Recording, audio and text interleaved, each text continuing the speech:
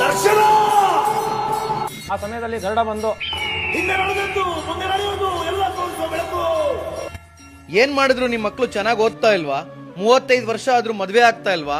ಆರೋಗ್ಯದಲ್ಲಿ ಸಮಸ್ಯೆ ಮೇಲೆ ಸಮಸ್ಯೆ ಬರ್ತಾ ಇದ್ಯಾ?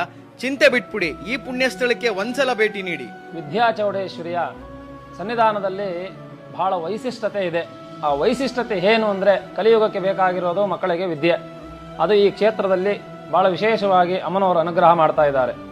ಅದು ಇಲ್ಲಿ ಮೆಡಿಕಲ್ ಸೀಟ್ ಆಗ್ಬೇಕಂತ ಬರ್ತಾರೆ, ಪ್ರಾರ್ಥನೆ ಮಾಡಿದ ತಕ್ಷಣ ಮೆಡಿಕಲ್ ಸೀಟ್ ಆಗ್ತದೆ. ಇವಾಗ ಮೆಡಿಕಲ್ ಸೀಟ್ ಅಡ್ಮಿಷನ್ ಆಯಿತು ಕಾಲೇಜಿಗೆ. ಭಕ್ತರು ಈ ಕ್ಷೇತ್ರಕ್ಕೆ ಆರೋಗ್ಯದಲ್ಲಿ ಸಮಸ್ಯೆ ಇರೋರು, ಅದು ಬಹಳ ವಿಶೇಷವಾಗಿ ಈ ಮದುವೆ ಆಗಿಲ್ಲ ಅನ್ನೋರು ಇಲ್ಲಿ ಬಹಳ ಸಾವಿರಾರು ಜನ ಬರ್ತಾರೆ.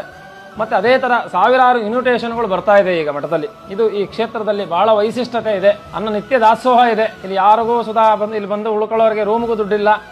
ಚಾಪೆ ಬೆಡ್ಶೀಟ್ಗಳು ಕೊಡ್ತೀವಿ. ನಿತ್ಯವೂ 24 ಗಂಟೆಯೂ ಅನ್ನದಾನ ನಡೀತಾ ಇರುತ್ತೆ.